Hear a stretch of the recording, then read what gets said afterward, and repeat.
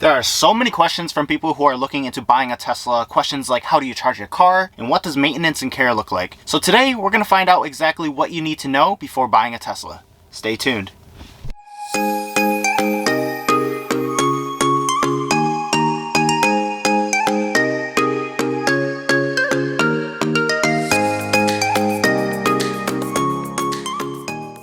What's poppin', what's Gucci, guys? If you are new to the channel, welcome. If you're a subscriber, welcome back. Ever since the random price drop reductions that happened recently, even more people are starting to look into Teslas, and I'm assuming you're looking into getting a Tesla yourself. So even if you're not entirely familiar with Teslas, don't worry, because after watching today's video, you'll have a better understanding of the top 8 things to know before buying a Tesla. But before we get started with today's video, make sure to hit the like button to help with the YouTube algorithm. Alright, without further ado, let's go.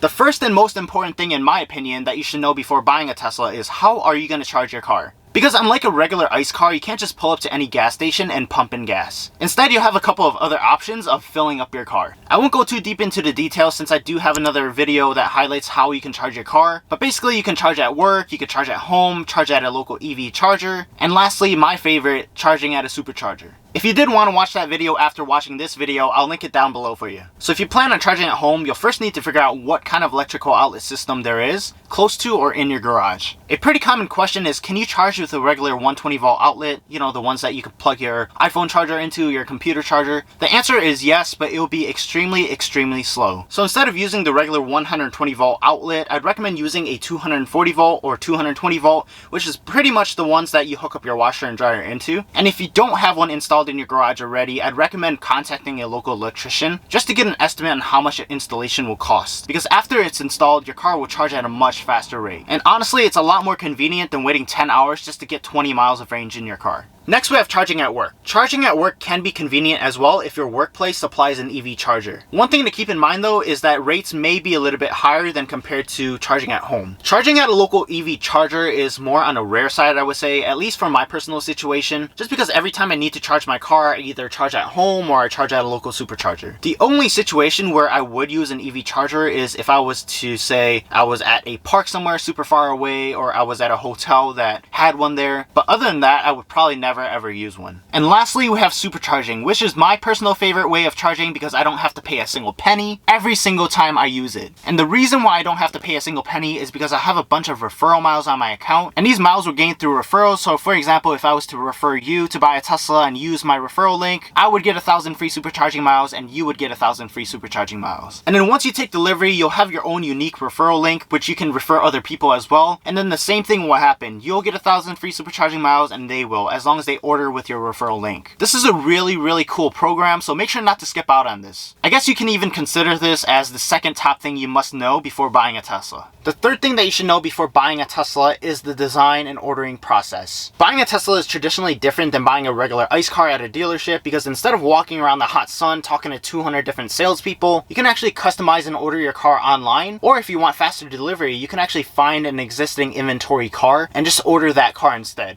Did I mention that you can do all of this from the convenience of your home? To order a Tesla online, all you have to do is go to Tesla's website and proceed from there. The website is extremely intuitive, so you'll be able to finish all of this within minutes of sitting on your couch. At the end of the ordering process, there will be a small fee of $100 just used to secure your order. And keep in mind that this is non-refundable, so make sure what you're ordering is exactly what you want. And while you can make modifications to your car after you submit the order, I highly don't recommend it because to my understanding, Tesla makes their cars in batches. So for example, if you order a white car and your estimated delivery date is 2 to 3 weeks, switching from that white car to a blue car or a red car could potentially delay your order. Because again, they make their cars in batches, so if they're not making red cars at the moment, it could potentially delay your delivery date by a couple of weeks. But anyways, after you submit that order fee of $100, all you have to do is sit back and wait, which leads us to the fourth and fifth thing that you need to know, which is communication and delivery day expectations. Let's touch on the communication piece first, because usually what happens is after ordering, future Tesla owners expect somebody to immediately reach out to them and provide them with live updates on their car. Let me be the first one to tell you this is not the case at all. In fact, I'm almost 100% certain that you won't hear anything from anybody at Tesla until at least around a week before your anticipated delivery date. Why this is the case, I'm not entirely sure, but what I can tell you is that this is completely normal. This has just been the way that Tesla does business, and to be completely honest, it's completely understandable because right from the start they tell you the anticipated delivery date, so it would probably cost costs way too many resources, having people to reach out to you every single day providing you with updates. So just as a real life example, I ordered my Tesla Model 3 Standard Range Plus, the car that I'm sitting in right now, last year right after the third quarter ended. I originally had an estimated delivery date of 2 weeks, but since it was delayed due to the European deliveries, I reached out to Tesla myself, and unfortunately they couldn't do anything about it. But once my car was ready to be delivered, they gave me a call and they sent me an email providing me with the next steps. I guess the point that I'm trying to make here is to just sit patiently until your delivery specialist reaches out to you, or until at least you see the VIN on your account. So once you see the VIN on your Tesla account, what can you expect? What you can expect from here is that your delivery specialist will send you an email with a series of delivery options to select from. These options will really depend on your eligibility, so you want to double check with them what you're eligible for. For example, I had Tesla deliver the car to my home because I was within 15 miles or whatever the criteria was at that time. So during delivery day, the Tesla advisor just gave me a call just to confirm I was home, and then right after that, they delivered the car straight to me. They were even kind enough to drive the car straight into my garage, and we did the whole orientation process there. After signing some paperwork, I was all good to go, and overall, this took just a couple of minutes. Do you remember sitting at the dealership just signing all that paperwork, taking hours of your time? Yeah, with the Tesla, you don't have to experience that ever again. But just as a reminder, your delivery options may vary depending on your eligibility, but typically you would either drive to a Tesla location or they would bring the car to you.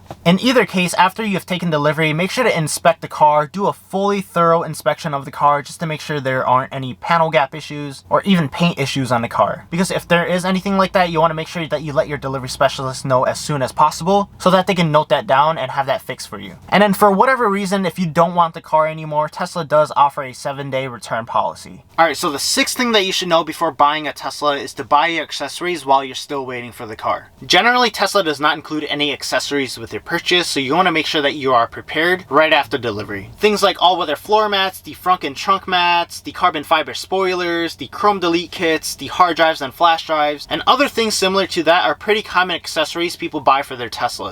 And if I was to recommend one thing to get for sure, it would definitely be a hard drive or a flash drive, because those things are definitely needed to set up your dash cam and Sentry mode. Which, as we all know it, Sentry mode actually adds an extra layer of protection to your car, especially for the times that you're not present. Unfortunately, Tesla does not include any of these accessories with the car, so at the beginning it can feel a bit bare, but if you have everything prepared, then you'll be a happy camper. So get your accessories beforehand. At least the important ones. Things like a carbon fiber spoiler or a front lip can wait for later. The second to last thing you should know before buying a Tesla is all of the incentives in your area for buying an electric vehicle. I cannot stress this one enough because it could literally save you thousands of dollars, and some people may just end up missing it. When you buy a Tesla, there's a good chance you live in a state where it offers you a state rebate or even a local rebate just for having an electric vehicle in the household. For example, the state of California offers a $2,000 rebate, and depending on the city that you're in, electricity providers like PG&E will offer up to an $800 rebate. That's almost $3,000 in savings right there. Back when I ordered my Tesla Model 3, the state rebate was still $2,500, and I was able to claim an additional $800 from PG&E. So that's $3,300 back into my pocket. Not a bad deal if you ask me. So for your convenience, I'll leave a link down below that leads to Tesla's incentives page. Make sure to check out your state and city to see if they offer any additional rebates. And if they do, make sure to hit the like button so that it turns blue, and so that I know that you'll be taking advantage of this program.